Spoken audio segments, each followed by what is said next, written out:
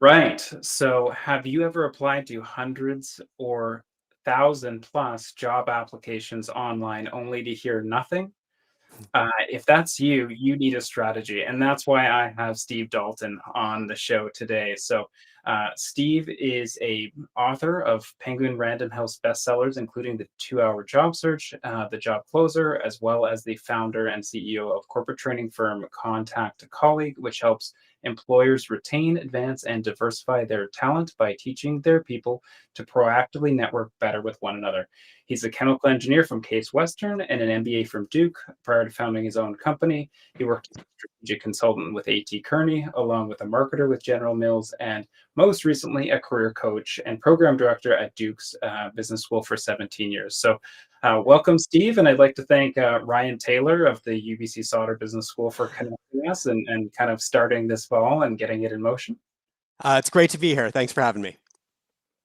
Yeah, so this show has always been kind of a way of myself exploring out of a layoff and trying to land my next role and kind of getting friends and that are struggling in certain areas, and that's how I guide the next episode. And the 2 hour job search just seemed too good to be true, and that's one of the reasons why I wanted to bring you on the show. So let's start by just kind of learning a little bit about yourself, kind of why you're known as the expert in this kind of job hunting field, why this is an obsession for you, and kind of how you ended up here. Yeah, I guess I'm not traditionally qualified to be a career coach, but I got a healthy obsession of it firsthand.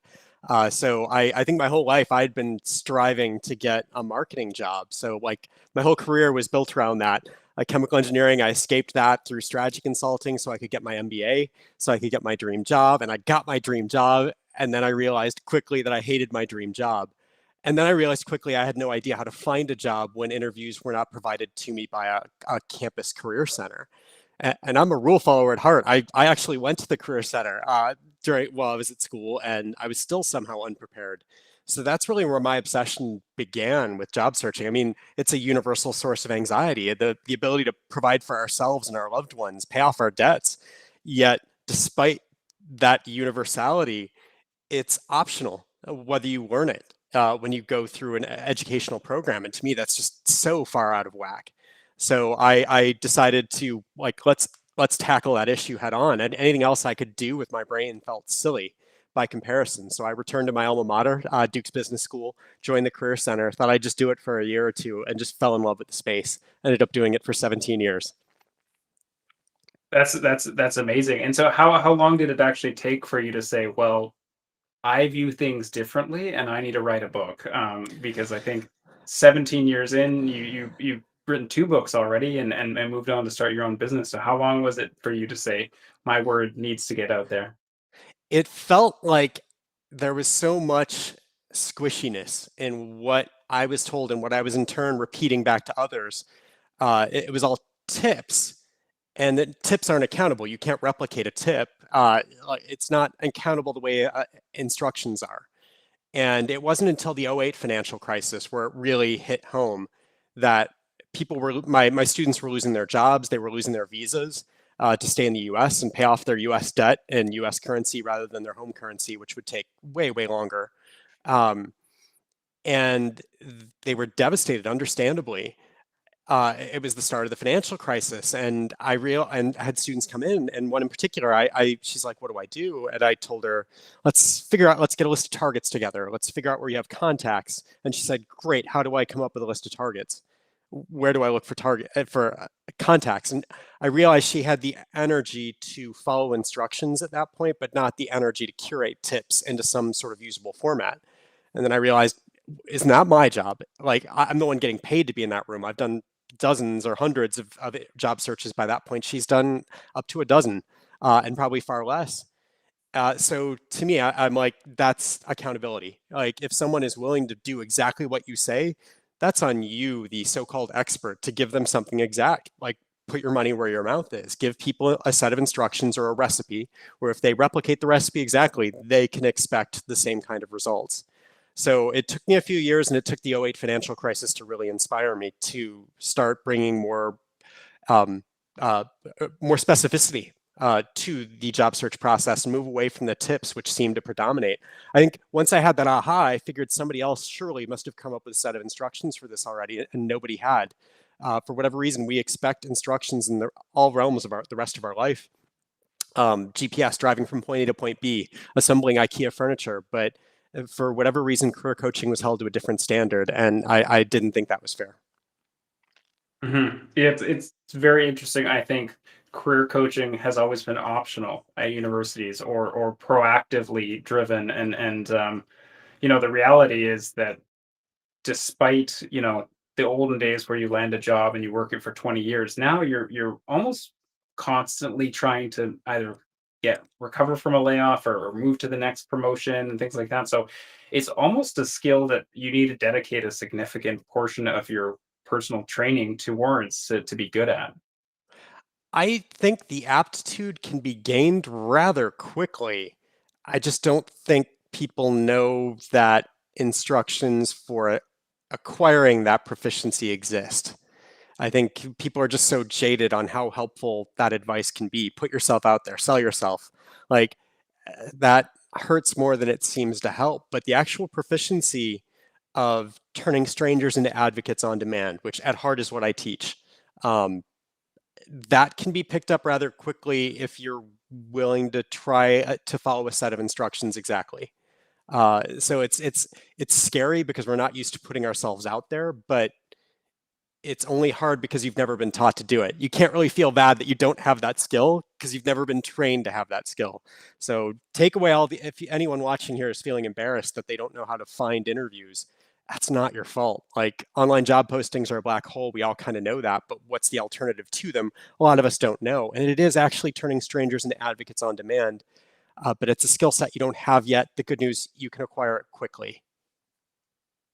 And so, one of the things that I loved from your book was the 3-hour resume, and so it's almost like get it good enough and move on, and that's very contrarian, and I wanted to kind of like dive into the 3-hour resume, why you experienced this as a career coach, and why you recommend this approach.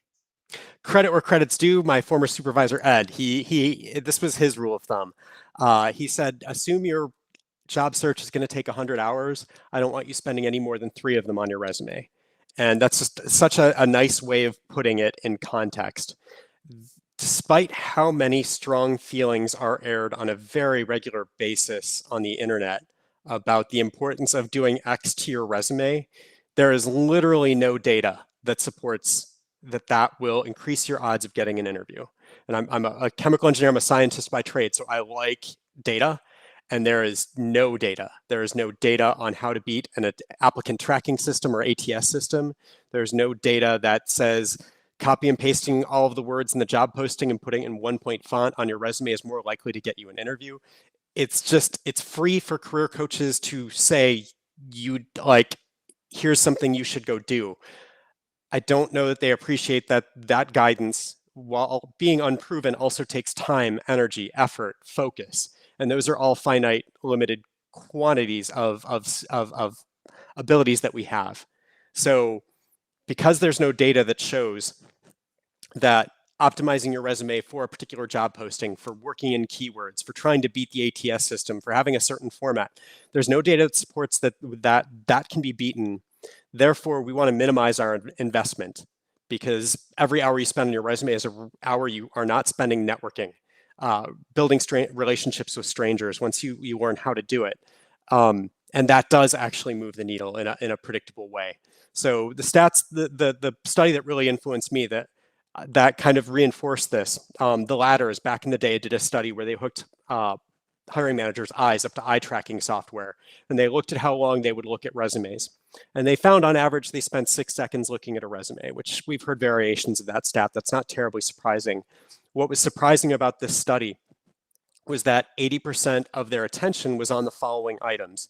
And for the listeners out there, see if you can tell what they have in common. It was your companies that you worked for, the job titles you held, the dates of your employment, the schools you attended.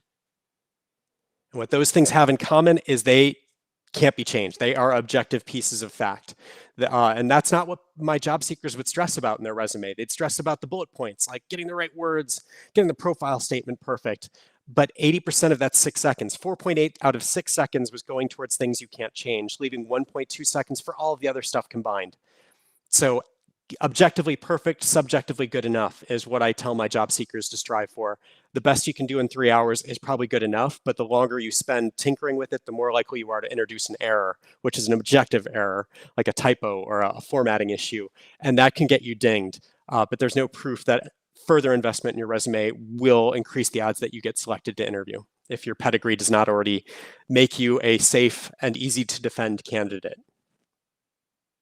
Yeah, and I think that is something that I'd never heard before, and I wanted to bring up to this audience. Is like, there's stuff I can change, there's stuff I can't change, and so what you can change is the networking and all of the stuff after the CV is done to the 3 hour point, and I think if you want to have those Googles or Metas on your CV, the best way to get into those places is to get into a company that recognizes like that kind of caliber candidate and to kind of make a transition later. It's like almost like you have to get the pedigree to get Yep. more pedigree.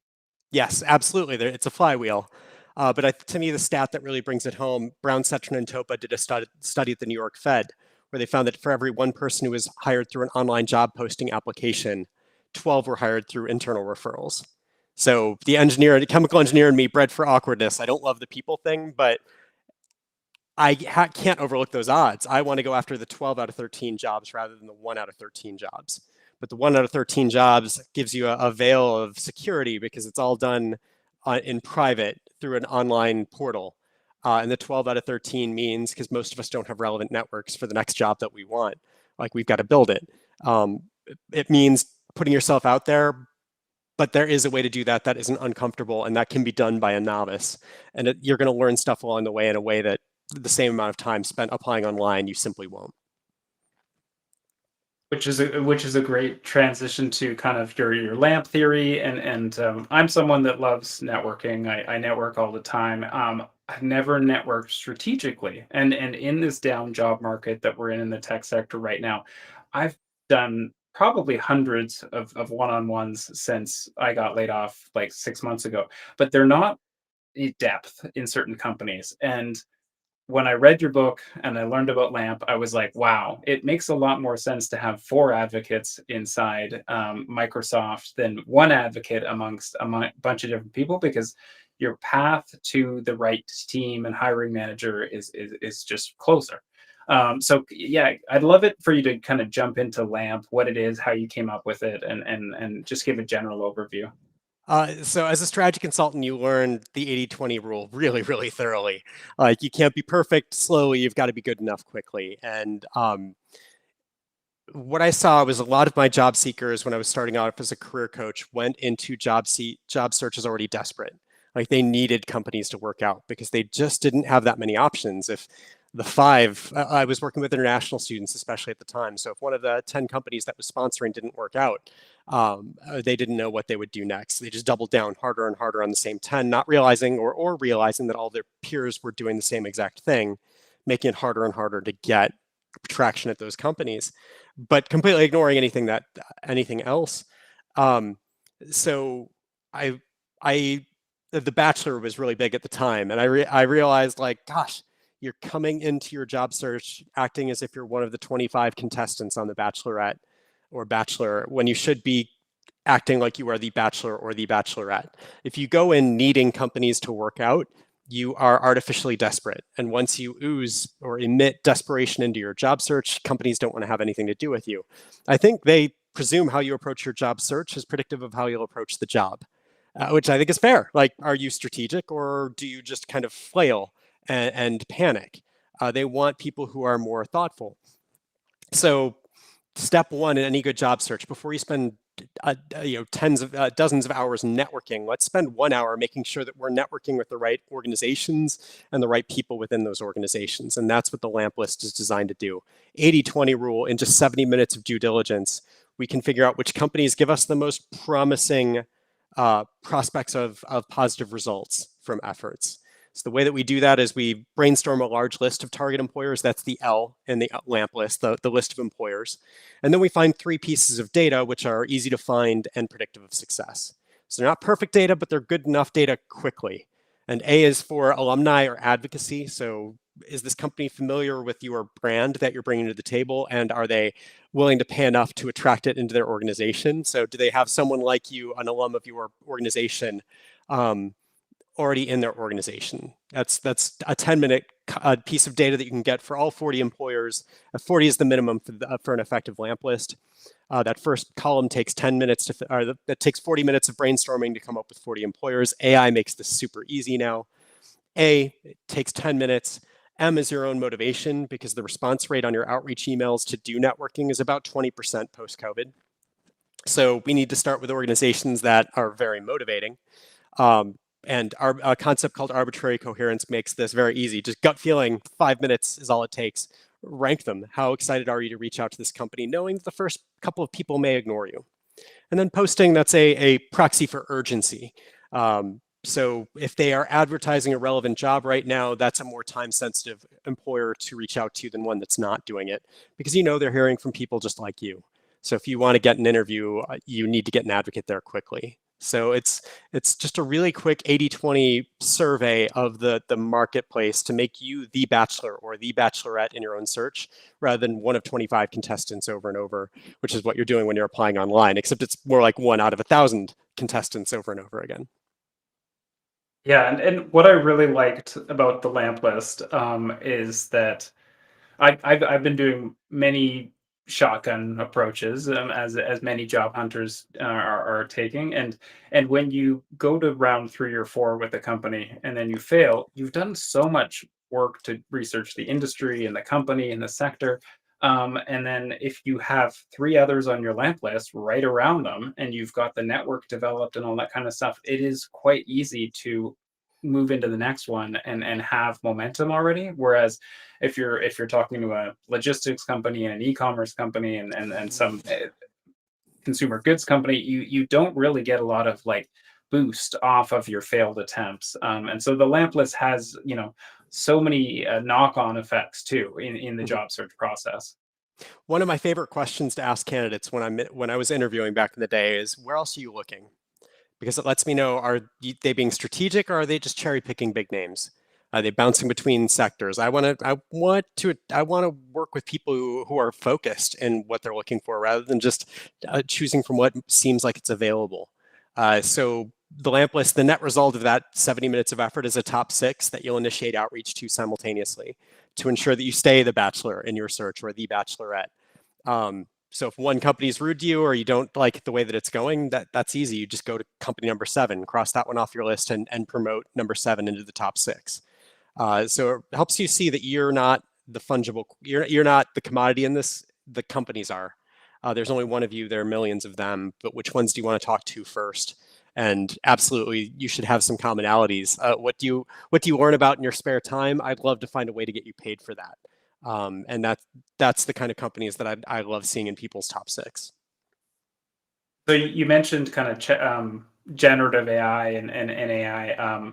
I shared before this kind of the chat that you did with Jeremy from Khan Academy about using ChatGPT, and I'd love to just share with the audience how the lamp list and AI can compare. And to prepare for this, I was personally, punching in a few employers I liked and say, give me like 4 others that are like this, and that was one example. But I'm curious if you have any others, kind of how AI and the lamp list can work together. I think absolutely, like if you have that writer's block where like there's only 2 companies I'm really excited about, but I don't know who else does that thing. Like AI is fantastic at that. One of my other favorite uses for it is a step earlier, and that's in choosing what careers you even want. I think that's where a lot of people get stuck, and AI has made that easier than ever before. I find that a lot of people don't necessarily understand what work they'd actually be doing if hired to be in a particular role. Like if you ask someone like a brand new MBA, what's the difference between product marketing and product management and product marketing management? Like, it's a tough question for people, but if you ask AI, like, what are 10 projects I would need to complete as a PM for Waymo? And then you ask it, what are 10 projects I would need to complete as a PMM for Waymo? and it's able to give you pretty good approximations of like the kind of tasks you'd be doing day to day, which helps you there in turn understand which of these projects do I find more energizing or interesting and which ones would be depleting.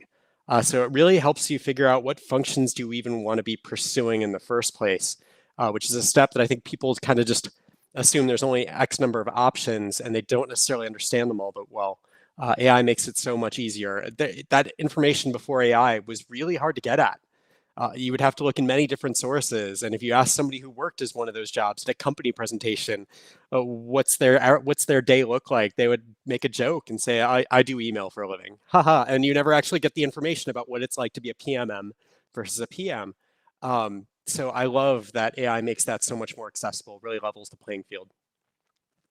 And I think one thing that I've been testing out lately is I'm writing to a product marketer or a product manager or something like that, and it's like, give me feedback or modify this message, this LinkedIn notification or something like that. Because then it like sometimes when you're trying to change roles or join a company like at Google, like or even a Google PM, then it's like if you feel like you use the wrong language, then you feel like you'll get rejected. So it's like whether it actually helps my response rate or not, it helps me feel more confident in the messages I'm sending out. So I think that's another way that and yeah, maybe we can hit on maybe one more, and then if you have one, and then we can kind of move on to the next area. Oh, those are my two favorites by far. Okay. Using it to brainstorm companies and using it to understand projects. But the projects that you identify make your cover letters easier to write, make your answers to why do you want this job more effective. There's so many benefits, but those are the two techniques I find that most job seekers don't even think to use AI for. Uh, we're all using AI, but in the job search, we tend to use it for the wrong things rather than the right ones. And to me, those are the two right ones. Gotcha. Now, I mean, a lot of this has been kind of lead up to the meat of this conversation, which is about humans. Human to human interaction is, I think, the beautiful thing about kind of all your books, and I'd like to jump into kind of like how do you actually turn those people that you're messaging into advocates and things like the TIARA method that I believe is commonly associated with yourself. Like how do you act? Because a lot of people just will get sweaty palms thinking I'm going to have a call with someone I've never met. How do you kind of coach people through that step? Again, it's not your fault if you felt anxiety for that. You've never been trained to do it. You've been given tips. Mainly, you've been told to do informational meetings, but in terms of being told how to do them, that's not information that you've probably gotten so much of. If you have gotten information, it says create a list of questions, but like, does order matter? Um, oh, nobody really says, but I would say you would never ask, tell me about yourself at the end of an informational, and you'd never ask about next steps at the beginning. So order must matter. So like if order matters, then there has to be a way to optimize this. It's really just spotting a loose thread and pulling on it and pulling on it until you get an acceptable answer. And that's really where TIARA came from. Everybody tells you to do informational meetings. Nobody's given you a set of instructions or an optimized flow. I was as qualified as anyone just by being obsessed, especially since like talking to strangers never came naturally to me. So having scripts and having kind of algorithms that I could rely on to see what worked and what didn't was super helpful. So the TIARA framework is just an algorithm that essentially optimizes listening.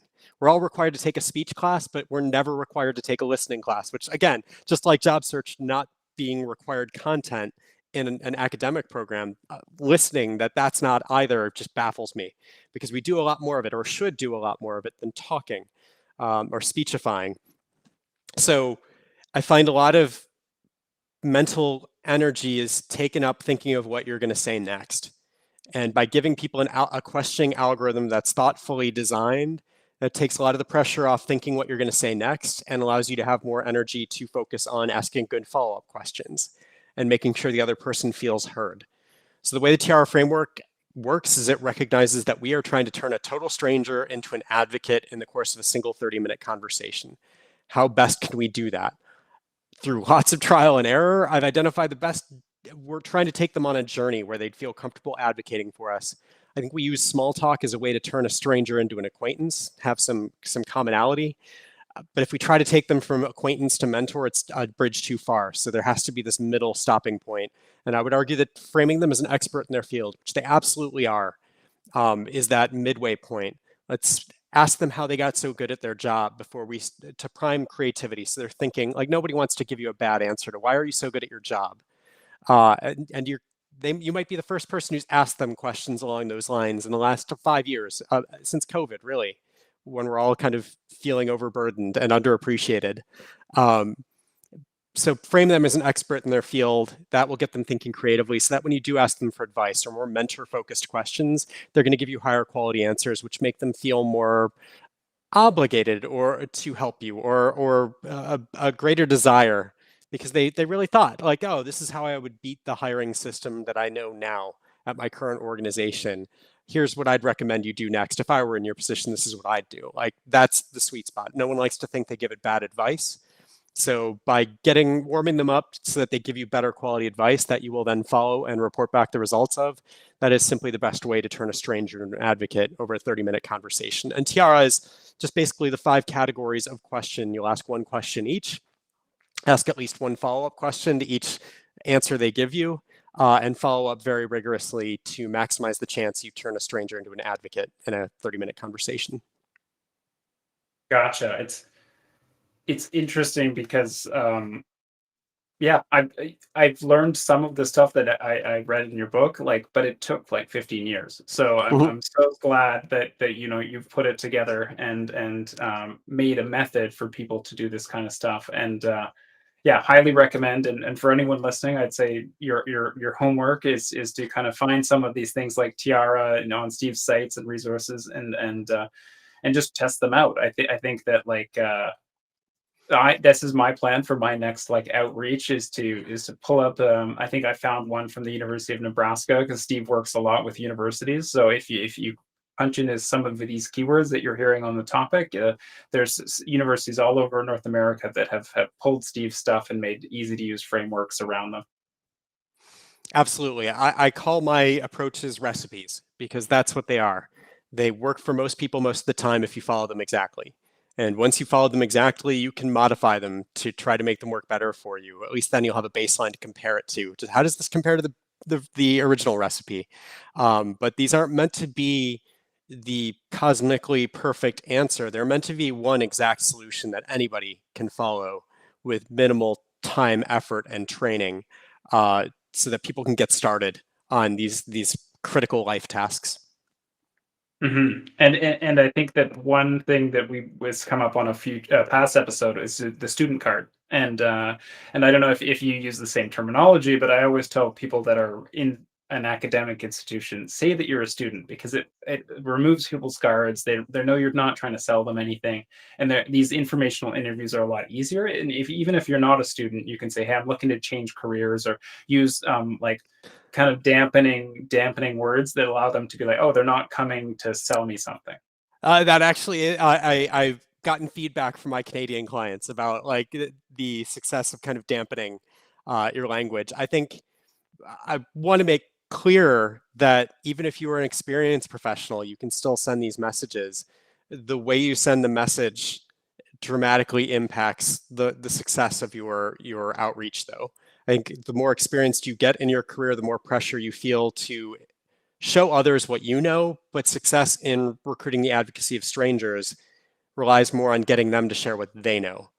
And that's a really tough transition for more experienced professionals who haven't put on that learner hat maybe very recently, but they've had the teacher hat on a lot.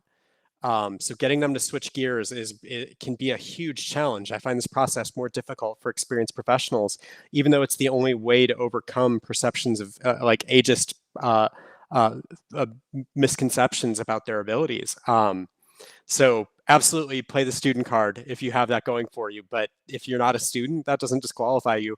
Just know that so few people take an advocacy-based approach to their job search. So many people take the conventional wisdom, sell yourself approach.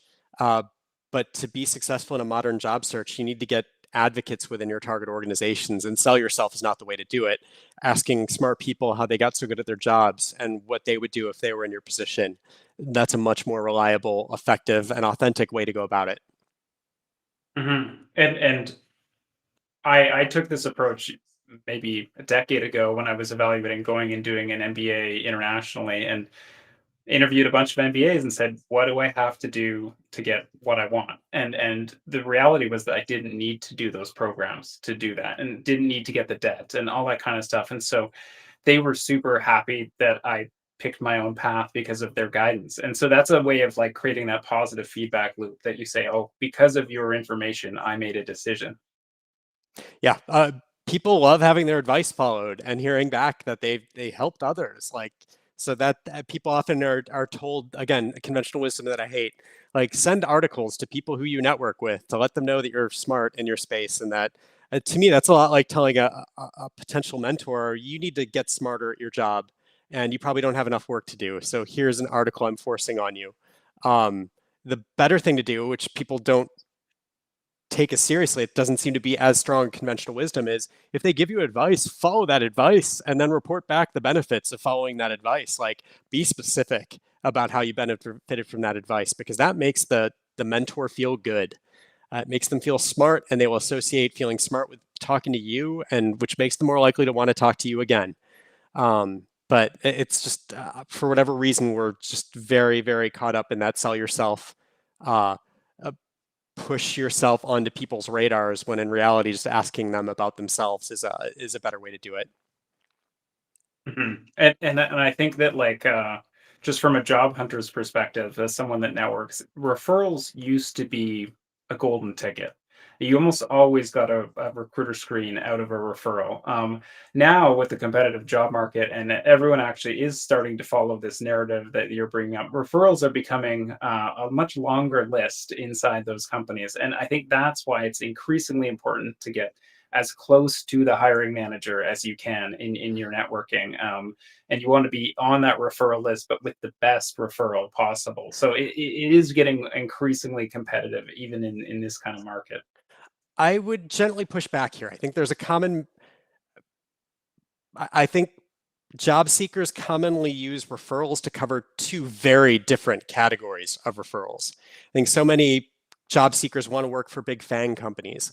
And for them, like, application referrals are very common. Okay, apply online and use my name. But those aren't what we're going for. That's not what you're learning to acquire in the 2-hour job search, because those don't provide lasting benefit. Like, okay, you put a name down on an online job posting, which is, again, a black hole that you will probably not hear back from. So that gets people to really be really like skeptical of the value of referrals. I'm not looking for application referrals. I'm looking for human referrals. I want eyes and ears that are looking out on my behalf, people that care about my outcome. And that's very different. Um, so the way you go about those is different. The way you follow up on conversations is different. So while more people appreciate the benefit of networking, I think a lot of people get distracted by application referrals and think their job is done. And in reality, this is more about human referrals. I differentiate between second degree informationals and first degree informationals. When you reach out to a stranger to ask them how they got good at their job, that's a first degree informational. They know you as a stranger, so their guards are up because they don't know if they trust you or not yet. By the end of the conversation, you try to lower their defenses. So they're open to referring you to a colleague, someone who knows more about jobs. That second person I call a second degree referral, because their guard doesn't start up here. It's already brought down. You're not a stranger to them. You're a friend of their coworker. And so the conversation will be much more direct and to the point about what you're trying to do, what you're trying to accomplish with your next search. So I would just, that would be the one caution I'd put here. A lot of people do realize the importance of networking, but they think referrals, when they hear referral, they think application referral, and human referral is what we're looking for. Yeah, and I do remember that from your book. You had a kind of deviation between the two. Well, let's jump into you get into the interview, and you have this concept called the Big Four in your book, which is the four core questions that you need to put all your time into. And so, can you give us a brief outline of kind of what that is? Yeah, all your time is a little bit much, but 80-20 prep. I would say most people under prepare for the big four and over prepare for everything else, with the exception of cases, depending on what you're interviewing for, if that's an element of your search. Um, Again, I like my science, and there isn't a ton of science out there on these topics, but Frieder, Van Eideking, and Raymark did a study uh, where they measured how frequently or how deep into an interview interviewers were making their decisions. Um, 22% of decisions are made after the interview. They don't really go into detail on how those are made. Can't really work with that. So I threw that out. So of interview decisions that are made during the interview, they reported what percent of decisions were made by the end of the first minute, end of the fifth minute, end of the 15th minute, and by the end of the interview.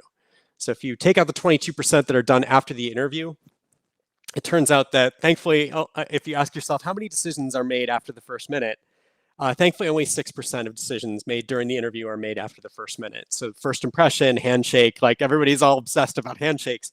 Um, but still, first impression's always better to have a good one than a bad one. But after the fifth minute, and typically what happens in an interview, you start off with small talk and you gravitate towards, tell me about yourself or walk me through your resume. It would be weird to ask that question at the end of the interview. So that's usually the kickoff question, and I treat them interchangeably for best results.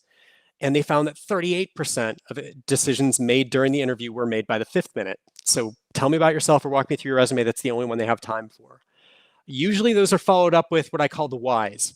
Why this company, why this role, and why this sector, the last one, if applicable, and if desired. Usually you'll get 2 of those 3 why questions, but that usually gets you to the minute 15. Figure a minute of chit chat and engagement while they ask the question, and then 2 minutes for you to answer the question. And they found that 77% of interview decisions were made by the end of the 15th minute. So that's just 23% remaining for tell me about a time where you led a team. Like all of the other questions combined. So if 3/4 of decisions are made by the end of these 4 questions, 75% of our prep time should be for those 4 questions. But a lot of people don't go into interview prep like that. They obsess over their car stories, the behavioral interview questions at the expense of the Big Four. And for the Big Four, when they do prep them, they tend to be not very effective answers. It's a fully memorized script for tell me about yourself, covering what you did, which is already in your resume. So that makes it kind of a redundant answer. I have a lot of problems. It's just people prep for interviews and they don't employ strategy. They employ brute force. But data shows that strategy provides just vastly superior results. People just don't know that there are recipes that will help you employ a strategy in a thoughtful way. And the Big Four research, to me, was a game changer. I don't know that the Job Closer, my second book, would exist if not for that study. Yeah, no, it's very interesting because I think a lot of what we as candidates think of is work on my star, star, star, all those questions and making 16 great stories, but it's the 4 that can get you all the way through. Yeah, it's if you get through the 15th minute, like then okay, it's small potatoes from that point forward. Do your best, but just make sure you love your answers to tell me about yourself and the why questions. Yeah, and in the book, you kind of comment on how tying it to the job, tying it to the role, and kind of weaving it. And I'll kind of use this prompt, but the and versus the but statements, and this is something I'd never heard of before. So I'd love it for you to kind of go into why I shouldn't talk about I went from this job, and then I went to this job, and then I went to this job. Um, I think we've all had an experience of asking people, saying to people, tell me about yourself, and hearing a bad answer.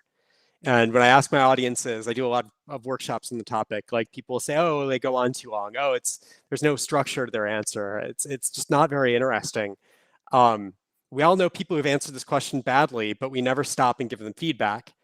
So my question is, how do we know we're answering it well? Like we've answered, tell me about yourself a million times, whether it's in job interviews, at happy hours, on first dates, but we don't actually get feedback on if what we're doing is effective. And that to me is deeply troubling.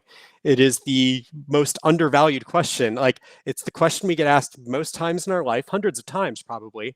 So it's got high stakes and high frequency, yet we're not utterly confident in how we answer it. We seem to just wing it each time. I don't like leaving things to chance, especially for a question where 38% of interview decisions are being made. So I created a model called the FIT framework, the FIT model for answering tell me about yourself. It's based on an insight from the creators of South Park, Matt Stone, Trey Parker. They dropped into an NYU freshman year film class and said when they're writing plots, The beats of their plot have to be connected by the words but or therefore, never and then. Because if this happens and then this happens and then this happens, that's not really a story. There's no causation. But if this happens, but this happens, therefore this happens, now that's a story. Buts and therefores make things a story. And Bauer and Clark's study back in the 50s found that a list of facts woven into a story are 6 to 7 times more memorable than a list of facts alone. So give people causation. That makes what you say more memorable. It just makes it more interesting. But absolutely, you should be telling a story when answering Tell Me About Yourself, about why you switch from job to job. If the switches just sort of happen, you're not really adding any value over your resume already. That's already in your resume. But why you change jobs, that's a traumatic experience. Why would you undertake that willingly? There has to be data on that, or there has to be an explanation. Otherwise, you're insane if you do that just for fun. So that's what helps people get to know you. And this question happens right after small talk. So you need your energy to match your small talk energy. If you're going through a memorized script of what you did, your energy is going to drop. You're going to turn into a robot. You're going to lose all the goodwill from small talk and rapport building that you invested to that point. So you want the tone of your answer to match your small talk. Fit helps you do that by helping you skip all the what you did and helping you use that but therefore model that the South Park creators came up with, really hitting upon the high points of your answer. So talking about what you did, talk about your favorite part of that role. Because your natural energy will come through. But if it were the perfect job, you'd have stayed forever. So there had to be an insight that led you to make a transition. So that's the FIT in FIT. Gotcha. And so I've put up a QR code there for anyone listening at home. This goes to Steve's LinkedIn group, which has tons of folks in there chatting about Steve's theories and how to help each other. And so I wanted to bring this up because anyone that has not read your book, Steve, is probably drinking from the fire hose right now or on LAMP and TIARA and other things. So I wanted to say, hey, there's a group out there, and then Steve's QR code here as well goes to his LinkedIn, where he links off to his websites for the 2 different books, along with kind of some of the resources that are attached to those. So I'll leave that up as we kind of continue our conversation, because I know that people are probably thinking, "Wow, I got to get on this before I forget." So yeah, I want to talk about kind of we've talked about rejection and the interview, and or actually no, we've talked about networking and then the interview, and then rejection is. And how do you recommend when you're coaching? Okay, you don't get the job. How do you keep that person as an advocate for you, or keep them in kind of like a warm lead for the future? How do you coach people around that subject? I want people to be working at scale. You can't guarantee, no matter what you do, you can't make any single coin flip turn up heads or any single roll of the dice come up 6. So you need to give yourself lots of coin flips and lots of rolls of the dice if you want a particular outcome. So working at scale is a precursor of the 2-hour job search. The LAMP list exists so you can identify a top 6 that you will initiate approach to simultaneously, so you don't become beholden to one company. Like, you have 6 going on. That way there's some replaceability if one of them doesn't turn out well. So absolutely, the way that you get over the fear of rejection is you get busy. I coach my job seekers. I don't want you to even think of the people that you're reaching out to for informational meetings as people, because the response rate's only about 20%. If you focus on the 80% of rejection or getting ignored that will happen, you'll go insane. But if you're reaching out to a couple of people a day in a very strategic way, it has instructions in the process. I teach a method called 3B7. But essentially, you could be sending up to 10 emails in a week to 10 different, 1 email a piece to 10 different people. I don't want you to remember their names. I want you to immediately forget their names, but set reminders in your calendar. If they don't get back to you within 3 business days, they're probably not going to be helpful. So let's hedge our bets and try a second person at that same company. But if they do get back to you within 3 business days, you can pause additional outreach, focus on that person. What you're looking for is a traffic cop within that target organization, a set of eyes and ears that cares about your outcome. And those take time to develop. But by being systematic in your outreach and working at scale, you don't stress over the fact that one person didn't respond to you. Like, you're reaching out to a lot of people simultaneously, most of whom will ignore you. So by kind of removing yourself from the day-to-day ebb and flow of success rates, by basically treating your job search like you're an executive overseeing your job search rather than you're the person like running each message personally to the people that you're trying to contact. It helps you overlook the day-to-day fluctuations and helps you really focus your attention on the people who seem to want to engage with you. And that's the big element of success in this process, that 80-20 rule. 20% of the people that you interact with will give you 80% of the assistance that you get. But we're going to have to kiss a lot of frogs to find our princes. And so working at scale is a critical precursor.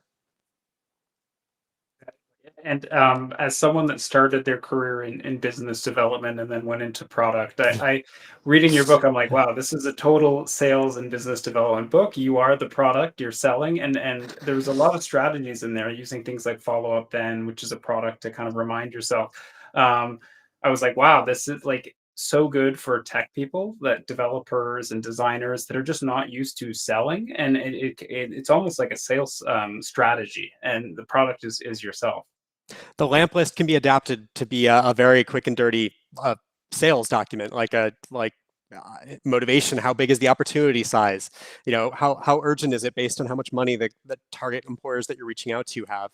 Like there are ways to it very much is inspired by a kind of a sales funnel approach. I jokingly refer to the 2-hour job search as sales for non-sales people. But it's again, it's a skill, this ability to get the information you need to get your job done. You're going to be reaching out to strangers at some point, asking for the gift of their time and knowledge. That if you don't learn it now while you're job searching, you will need to learn it while you're on the job. And if you don't learn it while you're on the job, you will be capped at how high you can go. You won't be able to sell business. You won't be able to attract new talent or bring subject matter experts in when you need to get more information to get your jobs done. So I go into companies and teach a lot of the same concepts about how do you network better with your colleagues, to help companies retain and advance their talent, because they fight so hard to get the best people in the door. And then those people don't know how to grow their brand and build advocacy at the next level. Getting your manager to endorse you is table stakes. Everybody has that. Getting a peer of your manager to recommend you is the next level. That's what we all need to be comfortable doing, but it's a skill nobody teaches you. So absolutely, it's critically important to have that ability. You'll need it at some point in your career, even if you get by with not using it this time. Yeah, it's for another episode, I was trying to recruit a guest and they said, "Well, I've never applied for a job." And I thought, well, this is very similar to like Steve's approach. Like if you do your approach well, you probably will never have to apply for a job anyway. You will be sought after by a lot of these advocates as opposed to proactively applying. I often say if you focus on learning, you will get job leads. But if you focus on job leads, you will get neither. A lot of people really think that the most direct route to employment is to go after job lead after job lead after job lead. But applying online, you don't learn anything. You don't get smarter. So you're no closer to employment tomorrow than you were today, even if you spent 10 hours applying online. But if you spend 10 hours reaching out, setting up conversations with people who are smart in your space, you will get 10 hours closer to employment. Your odds will steadily improve over time as you have additional sets of eyes and ears looking out on your behalf. So back to a question you asked earlier, like if it doesn't work out with a particular company, that doesn't mean you lost an advocate. It just means that position didn't work out. They've still earned the right to get updates on your progress. You've still earned the right to ask them questions about how you can be a better mentee to them. If their own company is no longer an option, that opens them up to farm you out to multiple other companies, making them a super booster in my parlance. So like you can get exponential benefit from a contact instead of help at just one company. So lots of good things happen, but being organized and like purposeful with every action that you take, so that it's optimized and strategic rather than just you really want to work on your job search today, so you spend 10 hours doing things that don't move the needle. Don't try to make the recipe on yourself. Find a recipe that you trust, follow it exactly, and then modify that recipe to suit your needs would be my guidance. Fantastic. So I'm going to do kind of a couple last questions as we wrap up for the folks. So, is there anything you would change about advising someone to apply for jobs in 2021 versus 2024? We've kind of shifted from a hiring market to a kind of a recessionary market at the moment. Would you say follow the exact same script, or is there anything you would actually change? Would follow the exact same script with some minor exceptions. So if you read the 2-hour job search, you'll see I recommended a top 5. Now I recommend a top 6, approaching 6 simultaneously, because the response rates are a little bit lower after COVID, which means you're at lower risk of overcommitting in terms of the number of conversations you're able to do in a week. So there are modifications that I would make, specifically with respect to lower response rates during COVID and AI's arrival on the scene. But the 2-hour job search and was developed during the '08 financial crisis, which is far worse than what we're experiencing now. I know it's hard to believe, but it was way worse. It was built for recessionary periods. It just happened to also work during boom economies as well. At an entry level, you may get away with just applying online because companies don't spend as much time hiring at lower levels than they do at higher levels. But as you get more experienced in your career, the importance of being able to form advocates becomes more and more important. So you might get away with applying online today if you're a junior person, but that will become less and less successful as you get more and more expensive to employ. The process is the process. I think it makes it the delta, the difference between employing the 2-hour job search versus applying online only grows during recessionary periods. Neither of them will feel particularly good, but the best baseball players in the world get paid millions of dollars to fail 70% of the time they go on offense. 30% success rate feels bad, but compared to the rest of our lives, but it actually is really good in the right context. Baseball is one of them. Job searching, reaching out to strangers is another one. So the process is the process. It was built for times like this. Just get strategic so that you're maximizing your return on investment for each hour you put into the process. And kind of as a personal point on that, I love doing a win of the week for myself, because when you hit 30%, it doesn't feel great. But when you write your win of the week down, you're like, I did something in the prior week. So that's kind of a tip to anyone out there that's like hitting 30% or 20% or 10%. And they're like, why am I doing this? Well, you're doing it for the 10%. Yep. I recently saw someone who recommended, instead of a to-do list, which can get overwhelming, we have too many things, we don't cross enough off, we feel bad, we're always behind. They recommended a have done list. So I encourage that. If you're feeling overwhelmed, like the 2-hour job search is meant to be finite. You only have up to 30 minutes of work in a given day. Some days, a lot of days you have off, you have weekends off. But just note that, like, if you're just exhausted, just open the spreadsheet, take the smallest step. Brainstorm 5 companies, or just get the companies you keep circling in your head on, write them down on paper, write them down in a spreadsheet so you don't have to keep cycling through them.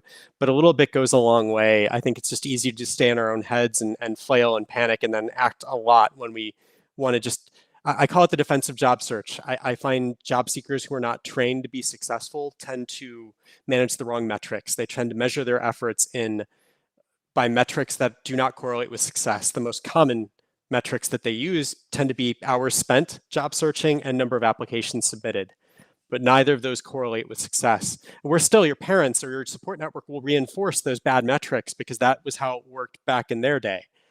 But now the better metrics to use, the better leading metrics are number of outreach messages sent to set up informationals, number of informationals conducted, and definitely number of second degree informationals conducted. So if you're getting handed off to other people like that, you are making great progress. So take a moment, retrain your network so that they're reinforcing the right behaviors, and give yourself credit for learning a brand new skill. Like, this is learning learning to ride a bike or learning to play the violin. It's not intuitive. You're going to be bad at it before you're good at it, but you will gain proficiency quickly. Amazing. So the last question is always around resources. So obviously mentioned your 2 books as part of this answer, but what other books other than your own do you recommend, and any final tips for job seekers? I mean, Designing Your Life is a new modern classic. I find it's most helpful, the exercises that it walks you through for brainstorming what you want to do with your life, what's going to give you energy, the flow journal, the Odyssey planning exercises. Those 2 are my favorite. So definitely check that out, and Getting to Yes. Like, I can't think of many activities that will pay you thousands of dollars per hour of effort, but understanding how to negotiate well. I touch upon both choosing a career and negotiating in the job closer. It's sort of a meta survey of the other concepts that are out there. But if you want deeper dives on either of those topics, those would be the 2 books I'd recommend. Well, I will just put my QR code up. So if anyone wants to find this show on YouTube, that link tree goes there. It's also on Spotify and Apple Music and Apple Podcasts or Amazon Music. So I always give an Easter egg at the end of the episode about the next episode. So this episode was all about job hunt strategies. So if you have decided that job hunting is not for you and you want to go into entrepreneurship, the next episode on March 7th is a group of entrepreneurs, business coaches, and fractional executives. And we'll be talking about how to make the transition from full-time work to entrepreneurship, or as kind of a part of the job hunt, a dual strategy around freelance and stuff like that. So a lot of people are kind of caught in between both worlds at the moment. So that's what we'll be talking about on March 7th. So I'd like to thank Steve for his amazing insights on the show today. And for everyone, I will be putting all the books mentioned in the show notes on YouTube and in other platforms as I get the episode up there. All right. Thanks, Steve. My pleasure. Best of luck, everybody.